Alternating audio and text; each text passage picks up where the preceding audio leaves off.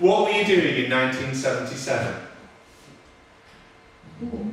Yes. Can anybody think of an event from 1977? Yeah? No, it's the Silver Jubilee. Yeah, Silver Jubilee. Before I got married. I moved here. You moved here? Okay, the one event I found was that it was the year Apple Incorporated was founded. But this diagram here shows you the whole internet in 1977. They could put the whole internet in 1977 onto one sheet of A4 paper. You couldn't do that today. So the internet has come an awful long way. And Web 1, as it was probably known round about the start when Tim Berners-Lee got it together, and we're talking about probably the first 20 odd years of the internet's history, was primarily an information tool. You went on the internet to find out information. People still do that today, but primarily it was a question as a user, you went to find out information, academics used it to share research, businesses started to email each other, but it was not really a social tool. You did not really go on there to arrange to go to a drink down the pub, unless you were a really geeky IT person maybe. But most people didn't really use the internet for anything else but sharing academic papers. Towards the turn of the millennium, we got, first of all, there was more and more computers appearing in homes, the prices had come down, and internet service providers, particularly BT and the other people, started providing internet services through what we call dial-up, which was when you basically, when I was a teenager then, basically, if you tried to phone my parents' house after 6 o'clock at night, forget it, the line was permanently engaged. I'm sure we can all remember that. Another important thing to stress here, we are the last generation that will remember a time before the internet. All those children born after about 2000 will never know a time, just as probably our grandparents never knew a time, probably knew a time before the motor car. We always know about the motor car. Before that, those people living before electricity, and if you go, and probably the more accurate analogy or comparison for the internet is the printing press. That's probably how big a revolution we're in now in terms of the internet and the sharing of information. So once you've gone beyond the dial-up line and broadband internet came on, with broadband you could share photographs, because if you had a dial-up connection, I mean maybe if you've got a slow broadband connection, we're very fortunate in this area to have high-speed broadband. A lot of the countries still don't have it, especially out in the villages like we are. But transfer of images just wasn't going to happen because you basically have to wait a long time to set this little pixelated image to come down. Whereas we think of nothing of that happening. So with the advent of broadband, faster internet connections, and more people coming online, academics started to use the term Web 2, which is when the web moved beyond being purely a research tool to be a social tool. Because more and more people were going online, people could get access to things, people could share photographs and things like that. And then the next thing to come along in 2003, so I was talking about that millennial thing, was Facebook. Okay? Mark Zuckerberg founded it at Harvard in 2003. I won't go into too many details of how he found it. Basically, he hacked the Harvard College, what they actually had, what they call a Facebook, which was shots of everybody in the university and the college on a computer. He set up a hot or not comparison, not particularly great way of starting a social network, and it moved on. So I joined Facebook in 2007.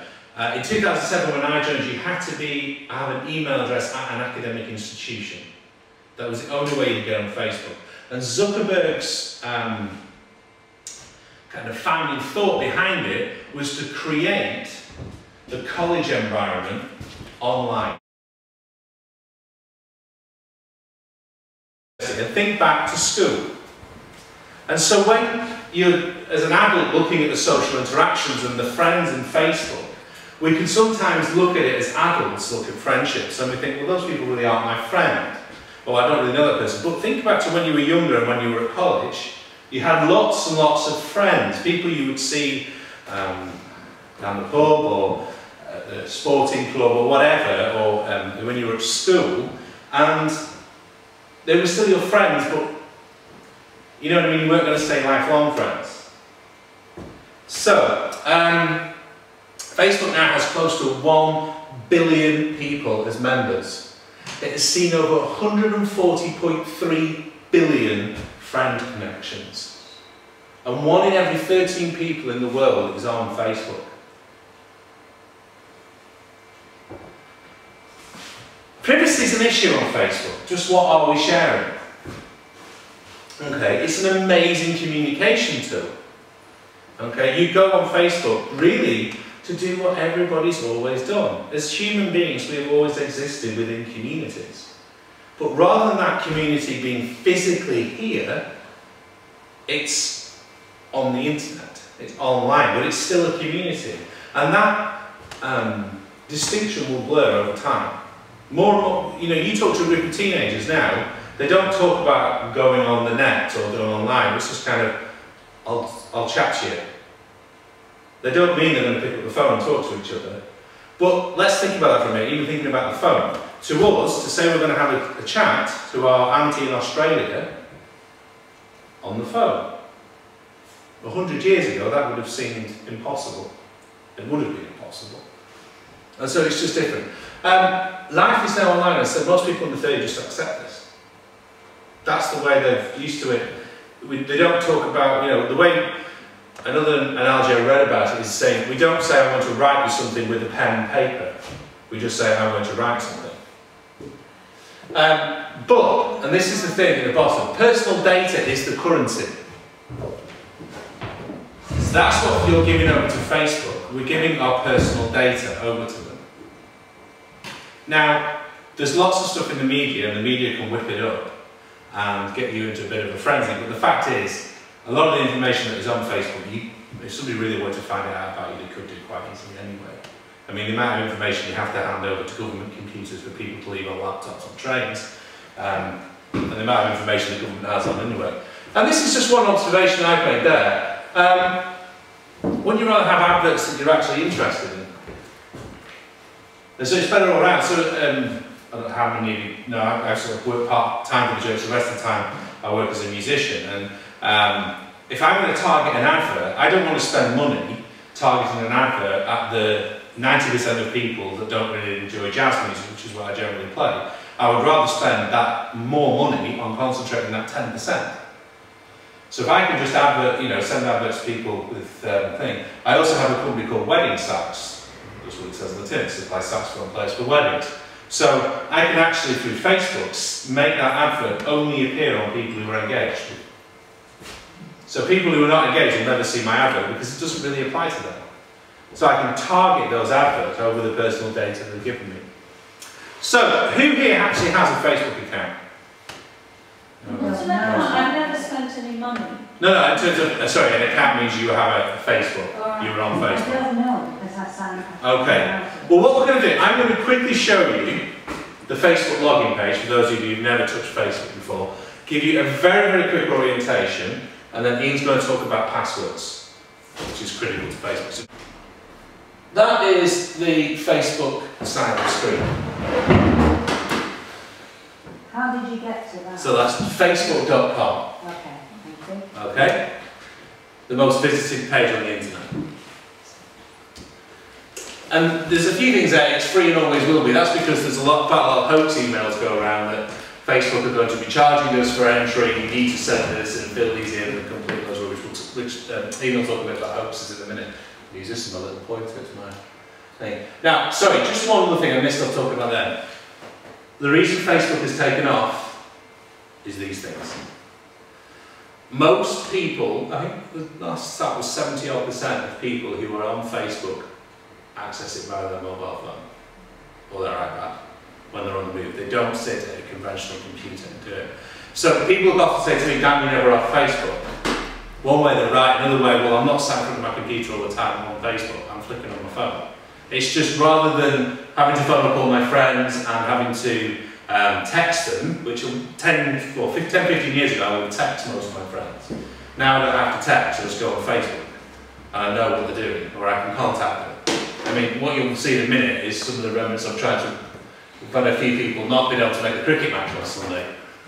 So I'm trying to arrange an extra player. So here you go, here is my Facebook homepage. And this is what they call my newsfeed, okay? So, here are the adverts, but you see, I don't really pay a lot of attention to the adverts. Somebody's asking if I want free clarinet lessons. Somebody also want to go to Super Yacht Crew, not really my kind of thing. Some of my friends are saying, anyone fancy World War II? Or World War Z, sorry. Okay, and you know, we'll talk about these sort of Facebook posts in a minute. There's one of my friends changing her profile picture. There's another friend who's going on holiday in Java. There's a jazz musician from New York setting up a gig in Berlin. There's a friend of mine showing a video. This is French in the Fen down at Fen Stanton. Someone had lobster for tea. There's somebody at a gig. Somebody sharing different pictures. Northern Ireland's been having some sun this afternoon. There's somebody making a political statement about Northern Ireland. Somebody else showing wedding photographs. So you get all these different things that you find out about. And here is my actual Facebook. Oh no, sorry, there's my Facebook page there.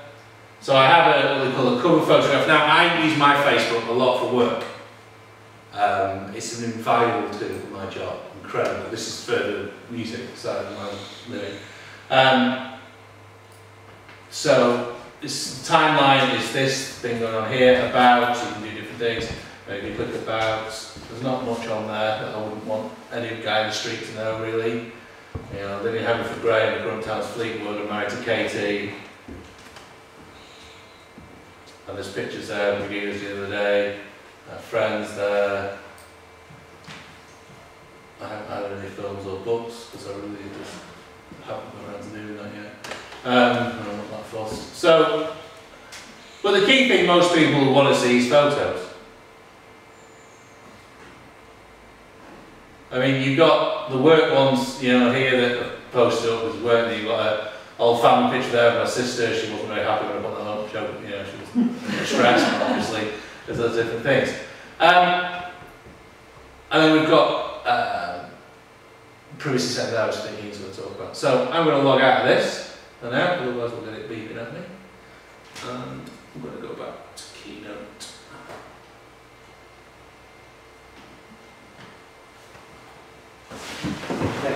Passwords work. When you sign up for an account and you type in a password, the system scrambles that password into a load of letters and numbers like that and saves that on the system. So if a hacker was to get into the system, they wouldn't be able to immediately see what the password was. And if a person working with the system at the website wanted to look at your password, they can't do that because it's scrambled out. And then the next time you log in, when you want to log back in again to Facebook, say you type in your password again, it scrambles it again, and if that scrambled one matches the original scrambled one, then you're in. You don't really need to remember all that to know how to have a secure password, but it's just an introduction. What can happen, however, is that the hackers can get hold of lots of these scrambled passwords, and then they can try and break the passwords by trial and error. So they'll go through every single common password. So the word password, for example, is actually a really bad choice of password. It's the easiest hack. In other words, 1, 2, 3, 4, 5, 6. People think it's quite secure because it's numbers, but it's not. It's really bad. And actually, it turns out that if you've got a 6-character password, so 6 characters or less, it can be hacked by a hacker within about 2 or 3 seconds. And that's any combination of 6 characters or numbers.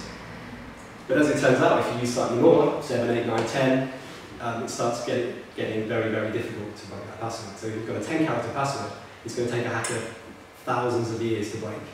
So longer passwords are generally much, much, much safer than shorter ones. So here's some examples of bad passwords. So the first one, Alan72, got a capital letter in there and a number. You think it might be quite safe, but actually, because it's so short, it's really not safe at all.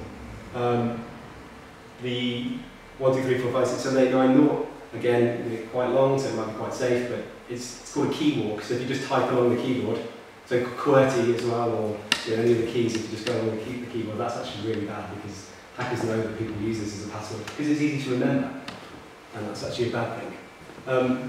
Other bad passwords, if you just use a name or a dictionary word on its own, that actually becomes really insecure, because one of the things hackers do is they have a dictionary with say 1 million or 100 million words in, common words, and they'll just run through that, seeing if your password matches. A lot more secure. So the top one there, Elizabeth again, but I've got a date, so the day, month, and then the year at the end. So putting the word within a numbers like at the start and at the end, and maybe making one of the letters a capital letter. That kind of thing really helps to make it a lot more secure. The second one starts to look a bit like gibberish, but actually it's Seat Ibiza with the registration number in the middle. So it's quite easy to remember, something like that. And the ats just replace the letter A. The bottom one is actually complete gibberish. And that's the most secure password you can use. But to remember something like that is quite difficult. But actually, if you write it down on a piece of paper and store that piece of paper on you, in your purse or in your wallet or a handbag or whatever, that's actually quite safe as long as it's not with your computer. So some of the things to remember is use long passwords with upper and lowercase. Try and put numbers in there and special characters as well. And you can write it down, but don't put it on a post-it note attached to your computer, or don't put it on a file on your phone that says passwords with a make it obvious. if you want to store it, try and disguise it, or be a bit subtle about it. And there's a website, howsecureismypassword.net, which is actually brilliant for telling you how good it is if you just type in your password in there. Or it says it doesn't store them, but I just want to change one of the letters anyway, just when you type in it, just to try it out. You know, you're going to cover this, or can I ask a question? Yes, yeah. If you're going to cover it, just say, what's the right or wrong in having the same password for different things? If it's a really, really long password, it's going to be hard to hack anyway. But the problem is if someone does hack it, they can use it and they will be able to get into all of your accounts. So it's always a good idea for like banking or for your email, particularly those two have different passwords. So even if it's a matter of having a long password and then putting Gmail on the end of it or something like that so you can remember it, or something like that, just to distinguish it but make it safer. Yeah, so I mean, I actually have the same basic password for many of my accounts, and then for things like email I'd have some extra letters and numbers appended at the end. So. Truth is, when you start, I mean, I'm going back years now, when I started, I thought I would never have lots of accounts, lots of things. So I started with the same password, and you know, there you are, suddenly you've got lots. Yeah, it's quite normal. There's certainly things like email accounts and banking, those are the ones you need to use something different.